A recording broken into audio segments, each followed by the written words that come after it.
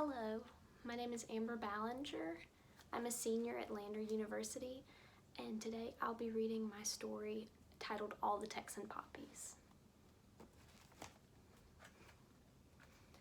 The poppy field behind my house always seemed to cry out at sunset, right when the last rays of daylight began their descent behind the hills. The poppies seemed to radiate the most brilliant shade of red a person could ever see. Mommy used to say that the color red symbolizes change or even good fortune, but in my mind now, those poppies only remind me of fierce burning blood, the kind so hot that it would stain anything it touched for years, the kind Mama left behind on the day of the accident. After she died, I wanted nothing more than to rip every last poppy from the earth. I wanted to shred every crimson petal into a million pieces, never to be seen again. I always think of the evenings we sat on the back porch, admiring the poppy field together, soaking in the last bit of Texas heat before retiring for the night. With the dimming sun looking like the embers of a dying fire holding on to its last breath, the world seemed to halt for us, even for just a second. It is not often the world grants such a gift, but our evenings admiring the field were just that, a gift. Those fond memories of what the field provided us at dusk were the last scraps I had of Mama left in my mind. When we learned in school that poppies were used as offerings for the dead in mythology, I imagined myself laughing in Mama's face for thinking that they meant anything benevolent in the first place. After all, the Greeks and Romans must have known what they were talking about, seeing as they wrote so much. I really think she would have admired them if she got to know them, the Greeks and Romans. She always wanted to be a writer, and I'm sure she could have learned a lot from them, if she knew how to read, that is. Mama always dreamed of being one of those big-shot, best-selling authors that traveled across the country peddling their books and signing copies for adoring fans. I remember sitting down with her at the kitchen table and showing her how to write her name, stroke by stroke, with Daddy's old fountain pen. The black lines on the page seemed silly and wobbly, looping over themselves from her shaky hand, but it was close enough. Her eyes twinkled so bright after seeing her own hand write out her name. I could have sworn she looked at that paper like it was $1 million just laying out on our oak table for anyone to see. Daddy never taught her simple skills like that, so I had to be the one to do it. He thought reading and writing were sinful for women to be doing, so anyone could imagine what a shade of purple his face turned when he found out that she sent me to school. Mama grew up on a farm with a father who was just the same as Daddy, a big, bludgeoning man who had little regard for the intricacies of the female gender. She never got a chance to go to school growing up, instead being forced to carve away her days for farm work and keeping up with the other children. I think that's why Daddy liked her at first. She was a woman who knew hard work and how to get things done. As soon as she dared talk about her dreams of being an author to Daddy, he got all kinds of twisted up and knocked her in the next week. I could hear her sobbing into her pillow all night long, and when the sun had marched its way into the sky the next morning, he was gone. All of his bags had been packed, and there was nothing left behind to even hint that he had existed in our rickety farmhouse. He was a ghost that had just vanished without a trace. That's when Mama started going outside to look over the poppy field. I think she did it at first so she could cry without me peeping on her, but eventually she brought me out with her with the promise of a cold glass of sweet tea, a southern luxury that I was only allowed on special occasions.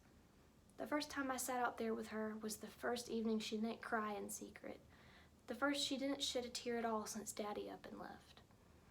Whether it was my presence that comforted her, or she had just run out of tears, I'll never know. All I knew back then was that I was happy, sipping sweet tea and listening to her finally tell stories again, all while the crickets began their crescendo serenade. After that, we were like two peas in a pod, two halves sitting side by side on a splintered porch that split apart in such a way that you were likely to be pricked on the backside if you sat wrong. Since it was just us two after he left, Mama was big about repairing the farmhouse and getting it shaped up for new beginnings, as she said. Despite her desperation for remodeling, I rather much liked the imperfections of the house, even if it did look like it was 1 second away from falling in on us. The back porch was splintering, the paint was chipping, even the floorboards were warping like ripples in a pond, and I liked it all the same. In fact, I liked this imperfect version of our house even better since Daddy had left. It wasn't cold or empty anymore, only bright. It was like I was seeing the house for the very first time, so warm and inviting. It was perfect because it's imperfections. It was soothing to see Mama happy again though, so I helped her with repairing the house anyways, just to see her smile. The routine of me coming home from the schoolhouse, putting our heads together on some far-fetched project in order to mend the house, and then trying to cool our sweaty bodies on the back porch by any fleeting breeze seemed like heaven to me. I think that if heaven really does exist, it would be just like that.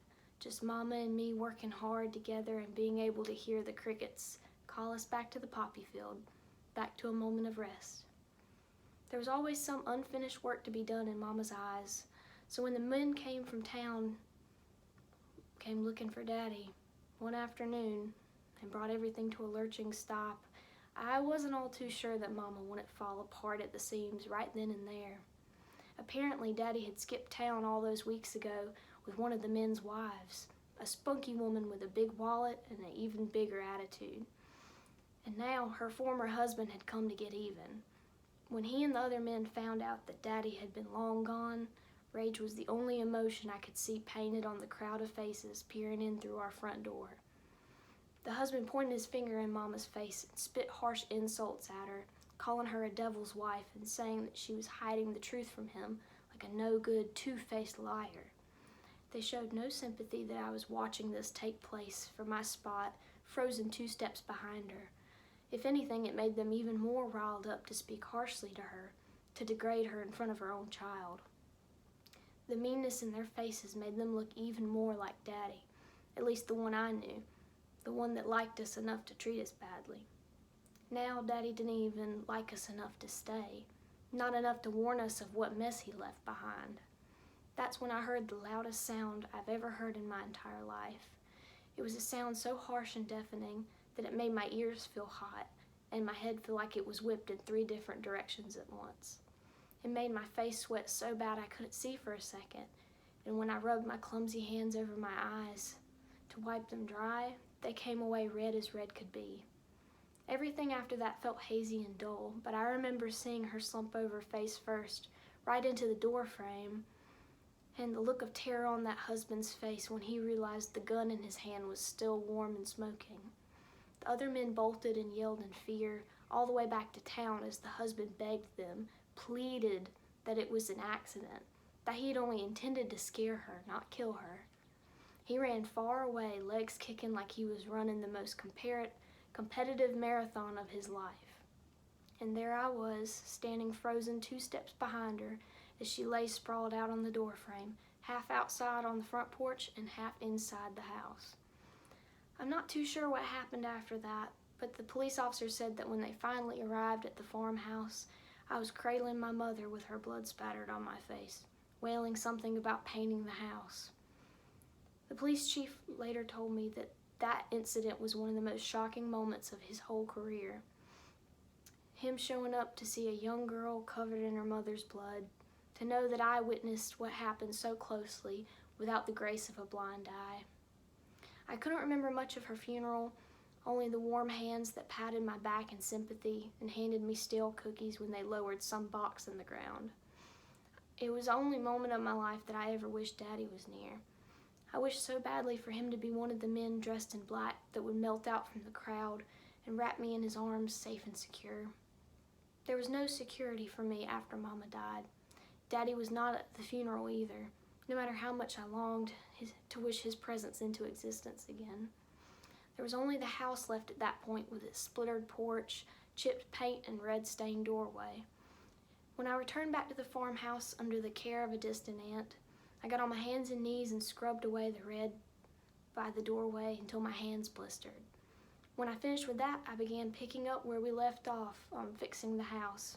taking the time to scrape the paint off the outside of the house real gentle like she always did. After hours of toiling in the heat, there was only one thing left in the whole world that felt right to do. I was hesitant to sit out on the back porch again without Mama, though, almost afraid of what the emptiness in her usual spot would do to me. Sitting with the splinters grazing me just so, I curled into myself as the crickets cried quietly for me, for Mama, for all that we had lost.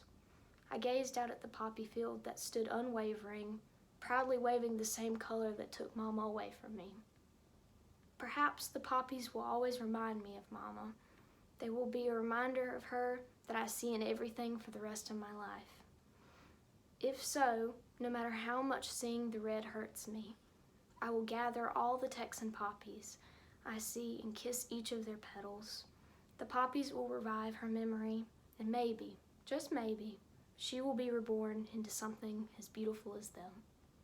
Thank you.